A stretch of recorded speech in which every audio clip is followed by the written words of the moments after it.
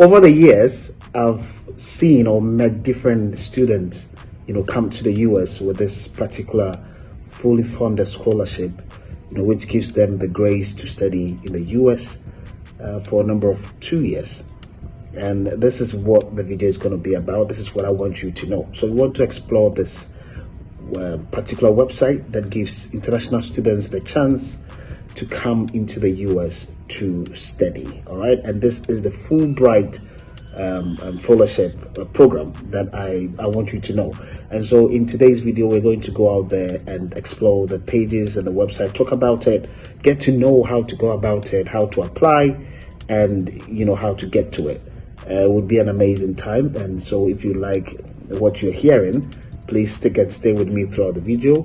Do well to like, share, and if you haven't subscribed yet, please hit on the subscription button and let's go. All right, so yeah, that's what it's going to be about. I'm excited to share this with you. So yeah, let's go.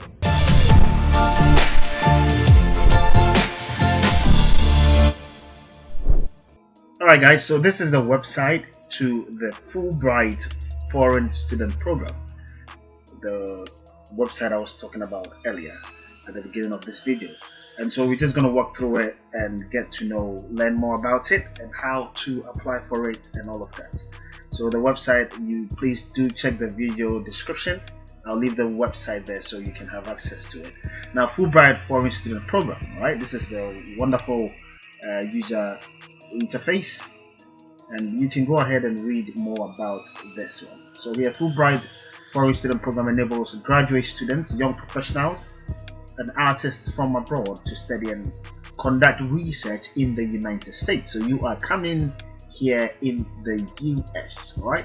Now, the Fulbright Foreign Student Program operates in more than 160 countries worldwide.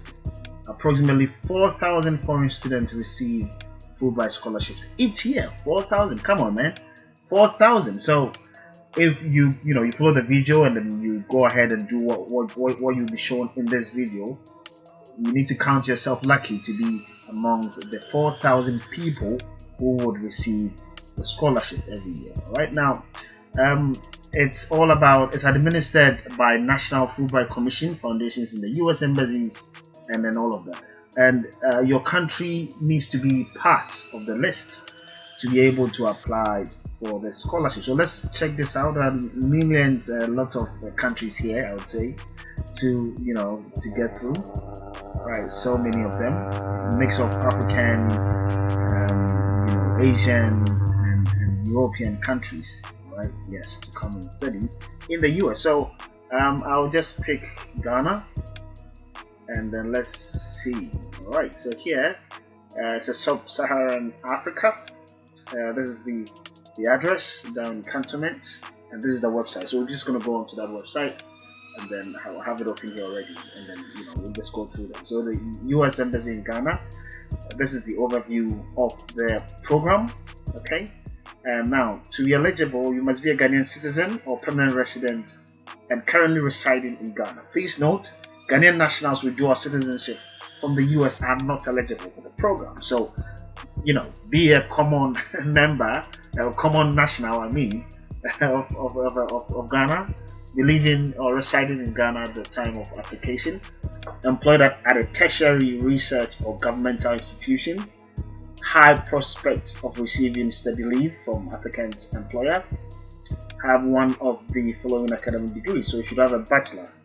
When applying for a master's, you should have a bachelor's, 4-year bachelor's degree, and when applying for a doctorate, you should have a master's, and in that format. As well, proficiency in English, successful TOEFL and GRE exams, TOEFL scores of 90 and above, are competitive for individuals applying for graduate schools in the USA. Not all the schools, require TOEFL or GRE or GMAT and stuff like that, so you can get a way around that. It's important to note that national service personnel is not eligible. You must be hired or be working as at the time of applying, right?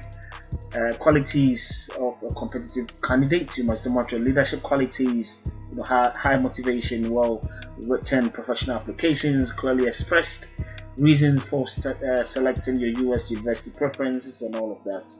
The application procedure, we'll go through that in a while, but let's get to read a little bit about it. Applicants should log onto the website, enter an email address, and create a password, which we will do that. Okay. Remember that this password, because it will be used throughout the application process.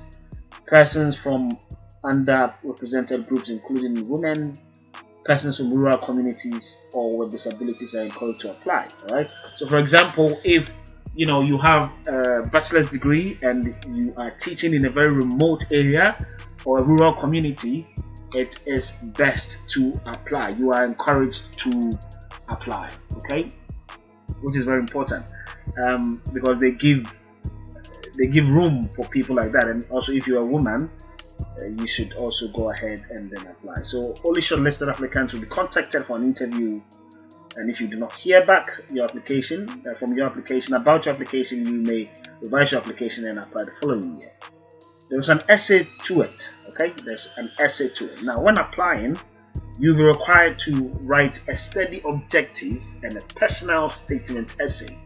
Right? Why do you want to, study in the US, for example? Now, each essay should be at least 1 page and no longer than 2 pages. And you need to note the strict guidelines, about not copy pasting or plagiarism, using someone else's words, ideas, and research, as your own. This will discredit you. Okay, and if you use someone else's works or research, you must do the necessary citation.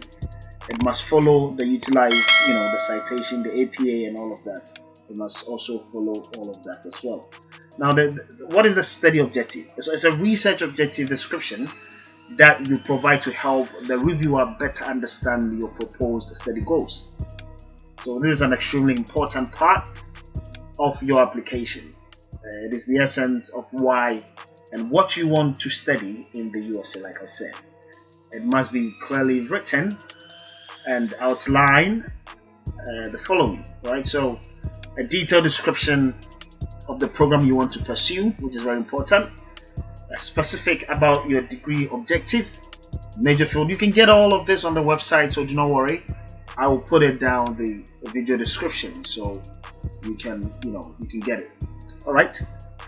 You explain your interest, the area of study, describe the kind of program you want to or you expect to undertake. How does this fit into your educational background? Explain how your research interests are relevant to current trends, and you should put in your references to specific universities or faculty should not be made. References to specific universities or faculty should not be made. That's important to note. So point number 1 is to take note of the study objective, and point number 2 is to write a personal statement, which is a narrative statement in which you give the reviewer more insight into you as an individual and your future contribution. So it's an opportunity to more like an interview on paper, right? It says here it is an opportunity to interview on paper. Promote your accomplishments, but be concise. Okay, which is very important. So US faculty members and scholarship selection committees, they want to know more about you, and so the personal statement will give you the chance to express yourself well on paper. Okay. And we recommend you prepare well and carefully craft your personal statement, then have it reviewed by others for coherency and any grammar or spelling mistakes. So it's important to let either your teacher or a friend or someone experienced review the personal statement so that it could be top notch and it would quip their interest in considering you. Address the personal statement specifically fully. Use clear, concise language. Avoid vague or empty statements. When you reuse a personal statement, be careful to submit the correct personal statement. If you are editing a personal statement, you make sure you go through it and tweak it to suit what you are applying for. You need to do a proofreading and avoid so much overlap of other sections and address any gaps and all of that. Graduate exams. It won't be a long video, so let's just go through this very quick.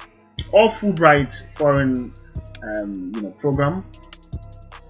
Student Program applicants are expected to study for TOEFL or GMAT or GRE before during and after submitting the application. Right? So you can submit it, like I said, and go ahead and go and get it if it's required. Finalists must be prepared to take all applicable standardized tests as soon after the application due date. It is advisable that applicants study early and often for the TOEFL exam, as well as the GRE or GMAT, depending on your specific graduate program. So like I said, not all graduate programs would require that, but if it's a requirement, make sure you prepare for that, right? TOEFL scores of 90 and above may be competitive for individuals applying for graduate schools in the US. So you are not required, like I said, at the application stage. However, if you have taken an exam, you may upload a score as part of the application, and it goes on and on like that, right? So each year, the US Embassy in Accra addresses common application challenges, guiding candidates on how to refine their personal statements and all of that. For those already in the application process, their guidelines and powers impactful revisions. You need to save the date for the next webinar, which will be on Tuesday, February 27, 2024. This is past, so let's say 2025 February, they will do a webinar on that. So you can register here by going to this website, and there's a deadline for this application, which is March 15, 2024.